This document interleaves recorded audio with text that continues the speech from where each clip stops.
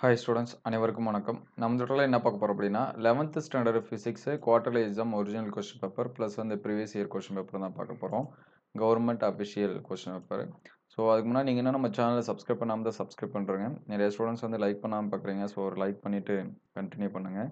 Quarterly எக்ஸாம்ஸை பொறுத்த வரைக்கும் நம்ம எல்லா சப்ஜெக்ட்டுக்கும் முக்கியமான கொஸ்டின் சாப்டர் வைஸாக அப்லோட் பண்ணியாச்சு. அதே போல் எல்லா சப்ஜெக்ட்டுக்கும் பார்த்தீங்கன்னா குவார்டர்லி ஒரிஜினல் கொஸ்டின் பேப்பர் சரிங்களா, கவர்மெண்ட் அஃபிஷியல் கொஸ்டின் பேப்பர்ஸு எல்லாமே அப்லோட் பண்ணியிருக்கோம். Both Tamil medium and English medium. அந்த வீடியோஸ் எல்லாமே பார்க்கலன்னா பிளேலிஸ்ட்டில் 11th இம்பார்ட்டன்ட் கொஸ்டின் இருக்கும் குவார்ட்டர்லி. அதேமாதிரி 12th இருந்தீங்கன்னா 12th குவார்ட்டர்லி இம்பார்ட்டன்ட் கொஸ்டின் இருக்கும். ப்ளஸ் வந்து சாப்டர் வைஸான இம்பார்ட்டன்ட் கொஸ்டின் இருக்குது. 11th இம்பார்ட்டன்ட் கொஸ்டின் இருக்கும். அது எல்லாமே நான் பிளேலிஸ்ட்டோட லிங்க்கு டிஸ்கிரிப்ஷனில் தரேன். நீங்கள் செக் பண்ணி பார்த்துங்க. அல்லது நீங்கள் வந்து டிஸ்கிரிப்ஷனில் கூட பிளேலிஸ்ட்டில் கூட செக் பண்ணி பார்த்துக்கலாம். ஸோ எக்ஸாம்ஸ்க்கு இந்த கொஸ்டினாவது நீங்கள் வந்து படிச்சிருங்க சரிங்களா. நான் வந்து நிறையா படிக்கல, கொஞ்சமாக தான் படிக்கணும்னு நினைக்கிறேன். அப்படின்னா இந்த 2 கொஸ்டின் பேப்பரில் இருக்கக்கூடிய கொஸ்டின்ஸாவது நீங்கள் மினிமம் படிச்சிருங்க. முடிஞ்சால் இன்னொரு செட் ஆஃப் கொஸ்டின் வந்து அடுத்தடுத்த வீடியோவில் நம்ம வந்து அப்டேட் பண்ணுவோம் சரிங்களா. மோஸ்ட்லி எல்லா கொஸ்டினும் 3 செட் இந்த மாதிரி நம்ம வந்து என்ன பண்ணியிருக்கோம், அப்லோட் பண்ணியிருக்கோம்.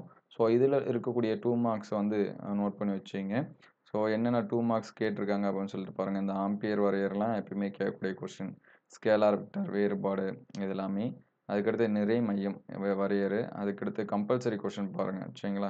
நிறையா ஸ்டூடெண்ட்ஸ் வந்து கம்பல்சரி கொஸ்டின்ஸ் வந்து என்ன மாதிரியான கொஸ்டின் கேட்குறாங்க அப்படின்லாம் கேட்டிருந்தாங்க.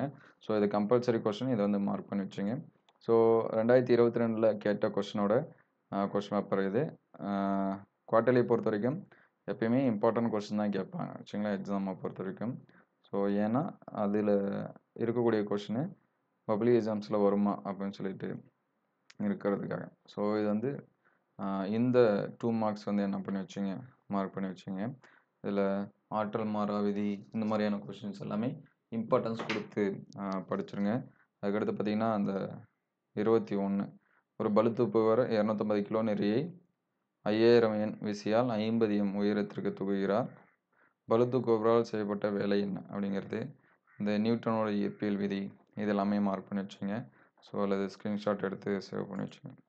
அதுக்கடுத்து 3 மார்க்ஸ் சரிங்களா.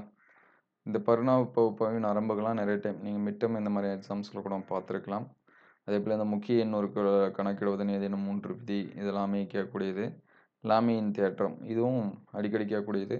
ஸோ 33வது கொஸ்டின் கம்பல்சரி கொஸ்டின் என்ன கேட்டிருக்காங்க அப்படின்னு சொல்லிட்டு பாருங்கள். ஸோ இந்த மாதிரியான கொஸ்டின் நீங்கள் வந்து ப்ரிப்பேர் பண்ணி வச்சிங்க சரிங்களா. ஆற்றல் மாற்றம் மற்றும் ஆற்றல் மாற்றும் விசைக்கான ஒப்பீடு, அதாவது ஆற்றல் மாற்றம் மற்றும் ஆற்றல் மாற்றும் விசைகளை ஒப்பிடுக அப்படின்னு சொல்லியிருக்காங்க. ஸோ இதெல்லாமே 3 மார்க்ஸு, இதை வந்து மார்க் பண்ணி வச்சுங்க.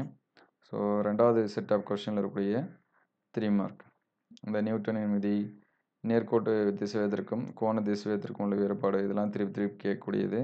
வேலை ஆற்றல் தத்துவம், தூய உருளுதலுக்கான நிபந்தனை, இங்கே கம்பல்சரி கொஸ்டின். ஸோ இந்த கொஸ்டின் எப்படி இருக்குது அப்படின்னு சொல்லிட்டு பாருங்கள். இந்த நியூட்டனின் விதி இது எல்லாமே படிச்சிருங்க.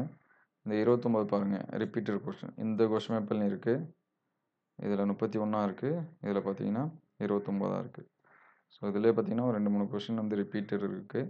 இதெல்லாமே பாருங்கள். அதுக்கடுத்து 5 மார்க் கொஸ்டின். ஸோ இதில் இருக்கக்கூடிய 5 மார்க்ஸே நமக்கு வந்து 10 5 மார்க்ஸ் இருக்கும் எழுதுகிறோட சேர்த்து. ஸோ இதெல்லாமே படிச்சிருங்க. இந்த வெக்டார் கூடுதலின் முக்கோண விதி இதெல்லாமே அடிக்கடி கேட்கக்கூடியது. அதேபோல் இயக்காற்றல்னா என்ன, உந்த மற்றும் இயக்காற்றல் இடையே உள்ள தொடர்பு இதுவும் அதிகமாக கேட்பாங்க.